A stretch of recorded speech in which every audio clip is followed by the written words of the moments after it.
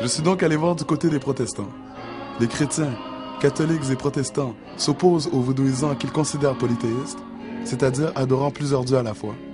Il y avait plusieurs dieux, les Grecs croyaient en l'existence de plusieurs dieux, et chaque dieu avait une responsabilité précise. Chaque dieu était responsable d'une sphère particulière. Ainsi, quand une femme voulait se marier, elle s'adressait à Vénus, parce que c'est le dieu de la beauté, par exemple. Dans notre culture haïtienne, nous avons quelque chose de semblable à cela. Quand un Hungan veut zombifier quelqu'un, quand il veut faire du mal, n'est-ce pas, à un être humain, il se rend au cimetière, et le premier dieu auquel il doit s'adresser, c'est Baron Samedi, Baron Lacroix, Baron Cimetière. Parce qu'il croit que Baron Samedi, Baron Lacroix, Baron Cimetière, c'est lui qui tient la clé des défunts. De toute évidence, en écoutant le prêche de M. Fils-Aimé, on comprend que le vaudouisant croit en plusieurs dieux. Mais, en parlant plus longuement à ce pasteur qui vient de terminer une thèse de doctorat en théologie qui traite sur le vaudou, je réalise qu'il a des positions un peu plus nuancées sur le sujet. Alors, puisque l'haïtien a été religieusement éduqué par ces missionnaires français, on leur a fait croire que les lois, en les invoquant, on les adore. Mais l'haïtien, fondamentalement, l'haïtien qui peut faire le distinguo dira non, j'invoque les lois, mais j'adore un seul Dieu. Un vaudou polythéiste ou bien un vaudou monothéiste. Bon, pendant très longtemps, on a dit que les Noirs, c'est des animistes, etc. Bon, je ne vais pas trop m'embarquer là-dedans. Tout ce qu'on sait, nous, Haïtiens, par exemple, on sait que le vaudouisant lui-même, et quand je dis le vaudouisant lui-même, pas n'importe lequel, je veux dire le prêtre ou la prêtresse, c'est-à-dire le Hungan ou la Mambo, ces gens-là vont eux-mêmes te dire, tout ce que je fais, je le fais après Dieu. Dieu seul. Le vaudou n'a pas de contact avec un autre Dieu. C'est cette même puissance créatrice, c'est avec elle que le vaudou fonctionne. Son seul grand maître qui gagne, ça te créé ciel, terre, éléments, règne, ça te mené la vie. Qu'importe si qu'on y a la science a dit, c'est Mars, planète, c'est là qui planète, l'autre ici, nous pas besoin qu'on bagaille comme ça. Avant, quand yo peut connaître tes gon bagaille, yo te les Mars, tes gon force qui était là. Et bien c'est force ça qui régit toute bagaille. Dans le vaudou, et ce Dieu-là, il est un petit peu, des fois on a l'impression qu'il est distant. Qu'est-ce qui se manifeste dans le vaudou? C'est les saints, ceux qu'on appelle les lois. À ce moment, je réalise que la notion de loi peut être assez floue et compliquée. Chacun selon sa vocation y relève un aspect. Les lois sont-ils des dieux, des anges, des saints, des ancêtres, des esprits, des vibrations, des forces de la nature, des formes, des couleurs, des types de comportements, des harmonies, des types de caractères? Peut-être sont-ils tout cela en même temps. Mais c'est une manifestation de la divinité, on pourrait le dire comme ça. Hein? On pourrait le dire comme ça. Alors les saints chez nous, les lois, c'est des manifestations de la divinité. Le vaudouisant, pour moi, donc, demeure foncièrement un monothéiste, pour qui Dieu seul existe, mais un Dieu qui se manifeste de multiples façons. Après tout, il est peut-être tellement grand qu'on ne peut pas s'adresser à lui directement, il faut passer par les saints. Hein? C'est comme quand quelqu'un est chef d'État, Premier ministre, président, tu ne peux pas le rencontrer facilement. Hein? C'est plus facile de rencontrer un ministre que de rencontrer le grand patron. C'est peut-être ça, au fond. Hein? C'est peut-être le côté réaliste du vaudou, au fond. C'est vrai. Il y a une éthique radar, il y a une éthique pétro, et puis il y a une troisième éthique qui est un petit peu plus floue, hein? L'éthique des chantés-points. L'éthique radar, moi je la trouve éminemment positive. C'est une éthique, une morale qui est positive. C'est la morale, l'éthique de la guérison, si tu veux. Hein? Et je pense que les Haïtiens eux-mêmes, les vaudouisants eux-mêmes vont te le dire. Les lois radar, c'est bon loi. Le vaudou, c'est la médecine, c'est très important, tu vois, et tout, à connaître vraiment les feuilles, comment ça fonctionne, quel type de feuilles est bon pour telle maladie, ça c'est du vaudou.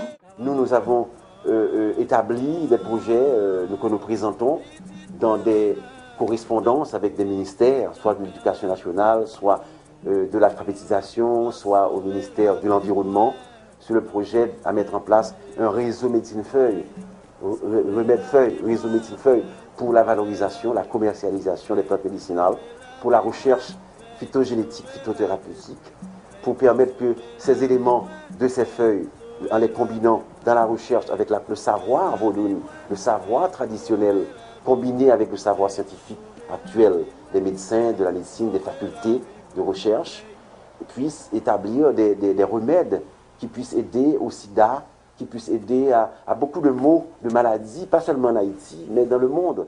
Les lois Petro, bon, ça c'est autre chose. Les lois Petro, ce sont des lois qui proposent une éthique un petit peu sociale, c'est-à-dire une éthique centrée sur le bon fonctionnement de la société. Donc la justice. Ce sont des lois raides, comme on dit en créole, qui vont avoir tendance à punir, alors que les radas guérissaient, ont tendance à guérir, à proposer une thérapeutique ou une thérapie. Eh bien, les lois Petro, ce sont des lois qui prônent la justice, des lois un petit peu dures. Hein. On dit en général de ces lois Petro-là que ce sont des lois créoles, c'est-à-dire ce sont des lois qui sont nées à Saint-Domingue, en Haïti, en ancienne Haïti. Il fallait que ces lois-là soient dures, soient raides, pour survivre dans l'enfer esclavagiste. Hein, il fallait. Durant tout le XVIIIe siècle, fin XVIIe jusqu'à la fin du XVIIIe, il ne s'est pas passé 5 ans, vous m'entendez, sans qu'il y ait une révolte quelque part sur la terre d'Haïti. Révolte d'esclaves contre le statut qui leur était fait, contre la situation dans laquelle ils se trouvaient, pour le renversement de l'esclavage. Il y a donc un fort esprit de lutte contre les obstacles, et ce fort esprit de lutte s'exprime très clairement dans ce qu'on appelle le rite Petro. Les esclaves ont pu gagner la bataille parce qu'ils ont été chevauchés par les esprits.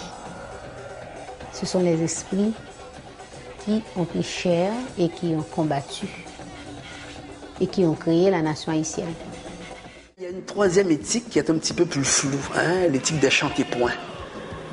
Hein, les chantés-points, c'est-à-dire ce sont des chants à double sens, là, un peu. Ils proposent quand même quelque chose, hein, ils proposent, je ne dirais pas nécessairement la méfiance, mais la retenue. Il ne faut pas tout dire, il ne faut pas trop parler, il faut faire attention, il faut être prudent. Hein? J'aime mieux dire prudence. La prudence, on la trouve beaucoup dans les chantés-points. C'est ça, un pile monde qui vient servir loi, il n'y a pas jamais voulu comprendre discipline ça. Il a ramassé loi, depuis qu'il est venu, il a pris des lois l'argent, il a pris des lois caille, il a pris des lois mari, il a pris des lois toute bagaille.